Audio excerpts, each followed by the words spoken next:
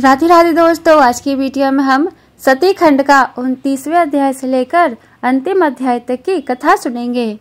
तब सती जी वहां जा पहुंची जहां विशाल यज्ञ हो रहा था। सती को आई देखकर उनकी माता तथा बहनों ने तो सत्कार किया, किंतु दक्ष और उनके अनुयायियों ने कुछ भी आदर नहीं किया। सती ने समान भाव से प्रणाम किया। उनके हृदय में महान दुख था। उन्होंने विष्णु आदि देवताओं का तो यज्ञ में पृथक भाग देखा, परंतु शंभु का भाग नहीं देखा। इससे सती को महान क्रोध हुआ और वे बोली, आपने शंकर भगवान को क्यों नहीं बुलाया?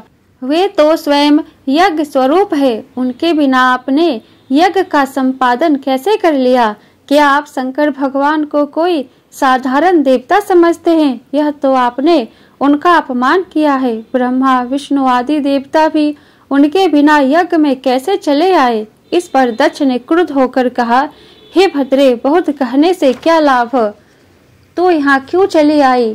तू चाहे रह चाहे चली जा, तुझसे मेरा कोई प्रयोजन नहीं। तेरा पति भूत प्रेतों का राजा है, जो वेद बहिष्कृत, अकुलीन और अमांगलिक है, इसलिए तेरे कुवेश वाले पति को नहीं बुलाया। इस पर सती ने कहा, हे पिताजी, जो शिवजी का निंदा करता है या सुनता है, वे दोनों ही नरक वासी होते हैं। इस प्रकार कहकर सती जी ने योग द्वारा शरीर भस्म कर दिया। जब सती जी ने मौन होकर नेत्र बंद कर शिवजी का स्मरण कर योग द्वारा शरीर त्याग दिया, तब हाहाकार मच गया। उधर सती के प्राण छोड़ते ही शिव जी के गण हाथ में शस्त्र उठाकर खड़े हो गए। वे सब दिशाओं में प्रलय मचाने लगे। सती के 60,000 गणों में से 20,000 तो स्वयं ही शोक से व्याकुल होकर नष्ट हो गए। भृगु ने इसके निवारण के लिए आहुतियां प्रदान की। इससे ऋतु नामक बहुत से असुर उत्पन्न हो गए। उन्होंने शंकर जी के गणों से क्रुद्ध होकर युद्ध किया। उन्होंने शिव के गणों की शक्ति छीन कर दी। यह देखकर उस समय आकाशवाणी हुई कि हे मूर्ख दक्ष, तूने यह बड़ा अनर्थ किया। अपने घर में स्वतः आई हुई साक्षात मंगल स्वरूपा अपनी पुत्री सती का तूने अपमान किया। अरे मूर्ख, तूने शंकर जी और सती का पूजन नहीं किया। तुझे शिव की अर्धांगिनी सती का आदर करना ही योग्य था। यह तो अनादि शक्ति जगत की सृष्टा राधिका और कल्पांत में संहारिका है। इस प्रकार शंकर ही सबके स्वामी और सबके कल्याण करता है, जिनके दर्शन मात्र से ही संपूर्ण यज्ञों का फल प्राप्त होता है।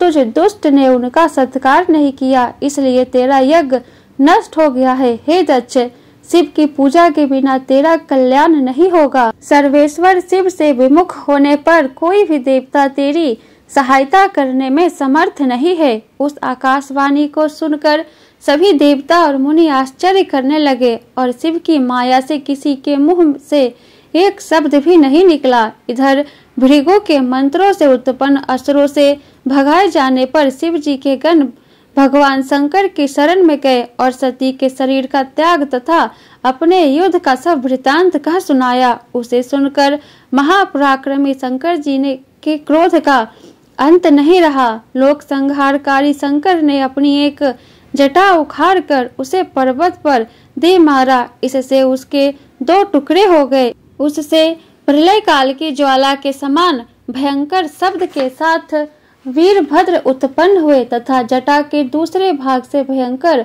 और करोड़ों भूतों से घिरी हुई महाकाली प्रकट हुई।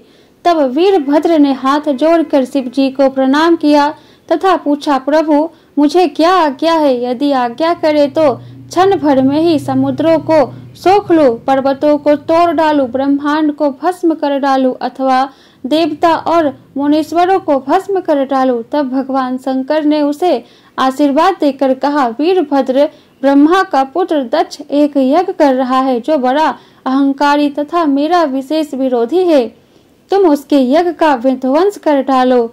देवता, गंधर्व, यक्ष आदि जो भी हो, वे सब वचने ना पावे। वहां जाने पर विश्व देव आदि तुम्हारी स्तुति करेंगे, परंतु तुम उन्हें भी मारकर मेरे पास आ जाओ। हे वीर, दक्ष को तो पत्नी आदि सहित तिलांजलि देकर आना। तब वो वीरभद्र शिव जी को प्रणाम करके दक्ष के यज्ञ को विध्वंस करने चल दिया। उनके साथ प्रलय अग्नि के समान और भी अनेक गणों को शिव जी ने भेजा। उनमें शिवा के हजारों पार्षद जो शिव के तुल्य थे तथा वीरभद्र के समान पराक्रम वाले थे। वीरभद्र शिव के समान रूप धारण कर रथ पर चढ़कर चला। वह रथ 100 हाथ लंबा था। उसमें 10,000 सिंह जुटे हुए थे। उस रथ के हाथी आदि सहस्त्रों रक्षक थे। फिर काली, कात्यायनी, ईशानी, चामुंडा, मुंडमर्दिनी, भद्रकाली, भद्र, बलि और वैष्णवी इन 9 दुर्गाओं ने भी दक्ष को मारने के लिए अपने भूत गणों के साथ प्रस्थान किया। वीरभद्र और महाकाली के असंख्य गणों की संख्या करना यहाँ असंभव है। 64,000 करोड़ तो शिवजी के गणों की ही सेना थी। उस समय शंख, भेरी, जटाहर आदि के नाना शब्द करके बाजे बजने लगे। उस यात्रा के प्रस्थान में अनेकों प्रकार के शुभ शकुन हुए। जब वीरभद्र दक्ष यज्ञ को नष्ट करने लगा तो दक्ष और देवताओं के लिए अपशकुन होने लगे। दक्ष की बाई आंख, बायां हाथ तथा बाई जंघा फड़कने लगी। पृथ्वी में भूकंप हुआ तथा दिशाएं मलिन हो गई। सूर्य में काले दाग दिखाई पड़ने लगे। बिजली और अग्नि के समान नक्षत्र गिरने लगे। हजारों गिद्ध दक्ष के सिर पर मंडराने लगे। गिद्धों की छाया से मंडप ढक गया। गीदड़ भयंकर शब्द करने लगे। दिशाओं में अंधकार व्याप्त हो गया। विष्णु आदि देवताओं को भी भय उत्पन्न होने लगा। तब उस समय आकाशवाणी हुई, हे दक्ष, तुझे धिक्कार है, तू बड़ा पापी और मूर्ख है। अब तुझे शिवजी के द्वारा महान दुख की प्राप्ति होगी। तेरे कारण इन उपस्थित देवताओं गणों को भी महान दुख प्राप्त होगा। इस प्रकार के अपशकुनों से तथा इस आकाशवाणी के द्वारा भयभीत हो दक्ष विष्णु की शरण में जाकर उनकी स्तुति करने लगा। दक्ष बोला, हे विष्णु भगवान, मैं बड़ा भयभीत हूँ, मेरी रक्षा कीजिए। हे प्रभु, आप यज्ञ स्वरूप है तथा जैसे भी हो मेरे इस यज्ञ की रक्षा अवश्य कीजिए। इस प्रकार विष्णु की प्रार्थना करने पर विष्णु ने उसे समझाया, हे दक्ष, तुमने शिवजी को क्यों भुलाया? यह उसी का फल है। पूज्यों का अपमान करने पर पग पग पर आपत्तियां प्राप्त होती है। अतः तुम प्रसन्नता पूर्वक शिव जी की पूजा करो। देखो, तुम्हारी इस अनीति से हमारा भी प्रभाव छीन हो गया है। विष्णु के ऐसा कहने पर दक्ष का मुंह सूख गया और वह चुपचाप पृथ्वी पर बैठ गया। उसी समय वीरभद्र की सेना वहां आ पहुंची। उससे सभी दिशाएं व्याप्त हो गई तथा पृथ्वी, समुद्र आदि सभी कांपने लगे। उस भयंकर दृश्य को देखकर दक्ष अपने मुख से रुधिर वमन करने लगा। तब तो वह विष्णु जी की शरण में पुनः गया, परंतु वीरभद्र को देखकर विष्णु भगवान ने दक्ष को कहा, हे दक्ष, यह शंकर का गण है जो ऐसा है कि शिव के शत्रु का अवश्य नाश कर देता है। उसे कोई भी रोक नहीं सकता। वह निसंदेह तुम्हारे सहित हमारा नाश कर देगा। शिव की आज्ञा के बिना मैं जो तुम्हारे यज्ञ में आया हूँ, इस कारण मुझे भी बड़ा डर लग रहा है। इसे रोकने की शक्ति मुझ में नहीं है। मेरे सुदर्शन चक्र का इस पर कुछ भी प्रभाव नहीं पड़ेगा। यदि हम यहाँ से भागे तो भी यह वीरभद्र अपने आकर्षण से हमें खींच लेगा। इसके शस्त्रों की गति आकाश, पाताल, पृथ्वी सभी जगह है। विष्णु यह कह ही रहे थे कि वीरभद्र अपनी अजय सेना के साथ यज्ञ मंडप पर आ पहुंचा। वीरभद्र के आने पर इंद्र ने विष्णु आदि का परिहास करके उससे युद्ध किया। इंद्र का शिव गणों के साथ घोर युद्ध हुआ। भृगु ने दक्ष के संतोष के लिए शिव गणों का उच्चाटन कर दिया। इससे भूत, पिशाच, प्रेत आदि पराजित होकर भागने लगे। इस पर महाबली वीरभद्र ने क्रोध कर उनसे युद्ध किया और देवताओं आदि को त्रिशूल से घायल कर दिया। देवताओं की भयंकर पराजय हुई। वीरभद्र ने इंद्रादि देवों से कहा, हे देव, हे अग्नि, सूर्य, चंद्रमा, कुबेर आदि देवों, तुम इस यज्ञ में क्यों आए हो? तुम्हें इसका मजा चखाऊंगा। फिर विष्णु और वीरभद्र का भयंकर युद्ध हुआ। वीरभद्र ने शंकर भगवान को स्मरण करके विष्णु के वक्ष स्थल में त्रिशूल से प्रहार किया। इससे विष्णु भगवान मूर्छित होकर पृथ्वी पर गिर पड़े। फिर उठकर उन्होंने चक्र उठाकर वीरभद्र पर प्रहार किया, किंतु वीरभद्र ने अपने अद्भुत तेज से चक्र को रोक दिया। वह विष्णु के हाथ में ही रुक गया। विष्णु का भी स्तंभन हो गया। तब याज्ञिकों ने मंत्र द्वारा उनका स्तंभन दूर कर दिया। फिर विष्णु ने अपने खड्ग धनुष उठाया, उसके भी वीरभद्र ने 3 टुकड़े कर दिए। तब तो विष्णु भगवान अंतर ध्यान हो गए और अपने लोक को चले गए। उनके चले जाने पर वीरभद्र ने यज्ञ भगवान को पकड़ा और उनका सिर काट डाला। प्रजापति, धर्म, कश्यप और अरिष्टर, नेमि आदि मुनियों को पकड़कर लातों से मारा। सरस्वती जी की नखों से नाक काट ली। अन्य सभी देवताओं को पृथ्वी पर पटक पटक कर मार डाला। मणिभद्र नामक प्रतापी गणों ने भृगु की छाती पर पैर रखकर उनकी दाढ़ी उखाड़ ली।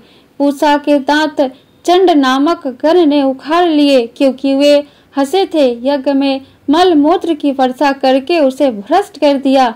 दक्ष यज्ञ की वेदी के भीतर जा घुसा था। उसे पकड़कर वीरभद्र ने उसका सिर हाथ से ही पकड़कर मरोड़ डाला और सिर उखाड़कर यज्ञ कुंड में डाल दिया। यह सब कार्य करके वीरभद्र कैलाश पर पहुंचा और शिवजी के चरणों में प्रणाम किया। शिवजी ने प्रसन्न होकर उसे अपने गणों का नायक बनाया। ब्रह्मा जी बोले, वीरभद्र के द्वारा दक्ष के यज्ञ का विध्वंस होने पर देवताओं ने दुखित होकर समाचार मुझसे कहा। तब मैंने कहा कि देवताओं का दुख मैं कैसे दूर करूं कि दक्ष भी जीवित हो जाए और उसका यज्ञ भी पूर्ण हो जाए। फिर मैं विष्णु लोक में जाकर विष्णु की स्तुति करने लगा। उन्होंने मुझसे कहा कि दक्ष ने अपराध किया है, क्योंकि उन्होंने यज्ञ में शिवजी को भाग नहीं दिया। हम सब देवता भी शिव जी के अपराधी है, क्योंकि हमने भी उस यज्ञ में भाग लिया है। अतः आप सब लोग शिव की शरण में जाओ, नहीं तो प्रलय हो जाएगी। फिर हम सब विष्णु भगवान को साथ लेकर कैलाश पर गए और वहाँ विशाल वट वृक्ष के नीचे शिव जी को देखकर प्रणाम किया और अनेकों नामों से स्तुति करने लगे। हे दया के सागर, हे परमेश्वर, आपकी कृपा के बिना हम नष्ट भ्रष्ट हो गए हैं। हे शंकर जी, हमारी रक्षा कीजिए, हमें आपत्तियों से बचाइए। हे नाथ, प्रसन्न होकर दक्ष के यज्ञ को पूर्ण कीजिए। हम सब लोग इस शेष यज्ञ को आपका भाग देंगे, इसलिए हे नाथ, इस यज्ञ की हम फिर से रचना करना चाहते हैं। इस प्रकार बार बार विनती करके ब्रह्मा और विष्णु शिव जी के चरणों में गिर पड़े। देवताओं की स्तुति से प्रसन्न होकर शंकर भगवान ने कहा, हे देवताओं, मैं तुम पर क्रुद्ध हूँ, फिर भी तुमको क्षमा करता हूँ। दक्ष के यज्ञ को मैंने विध्वंस नहीं किया है, उसके कर्म से ही ऐसा हुआ है। जो दूसरों का बुरा चाहता है उसका स्वयं ही बुरा होता है। दक्ष ही यज्ञ का सिर है, अब उसका बकरे जैसा सिर होगा। भृगु देवता सूर्य के नेत्रों से यज्ञ को देखेंगे। पूषा के टूटे दांत जुड़ जाएंगे। भृगु की बकरे की सी दाढ़ी होगी। मेरे गणों के द्वारा मारे गए सभी देवताओं के टूटे अंग ठीक हो जाएंगे। फिर देवर्षियों सहित शिवजी उस स्थान में गए और दक्ष के शरीर में बकरे का सिर लगाकर जीवित किया। उसने उठकर प्रसन्न चित्त से भगवान शंकर का दर्शन किया और स्तुति की।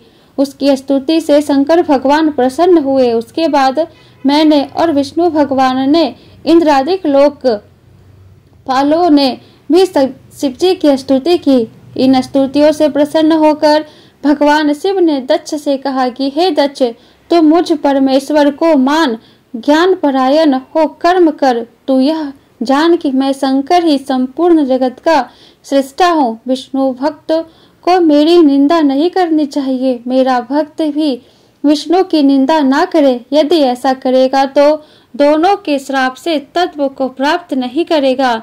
फिर दक्ष प्रसन्न होकर शिवजी का नाम जाप करने लगा। सब देवताओं ने विष्णु की स्तुति की। दक्ष ने विधि पूर्वक यज्ञ को संपन्न कराया, विविध प्रकार के दान दिए और शिवजी सहित सब देवताओं को यज्ञ का भाग मिला। यज्ञ समाप्ति पर सब देवता शंकर भगवान का गुण गाते हुए अपने अपने धाम को चले गए। शिव जी भी अपने गणों के साथ कैलाश पर्वत पर पधारे। इति सती खंड संपूर्ण अध्याय समाप्त। बोला शिव शंकर भगवान की जय। शिव गौरी गणेश की जय। वीडियो पसंद आया हो तो वीडियो को लाइक कर दे और आगे का अध्याय सुनने के लिए चैनल को सब्सक्राइब करके बेल आइकन को ऑन कर ले, जिससे मेरी अगली आने वाली वीडियो की नोटिफिकेशन सबसे पहले आपको मिले। तो फिर मिलती हूँ मैं आपसे नेक्स्ट वीडियो में। जय शिव शंभू, हर हर महादेव।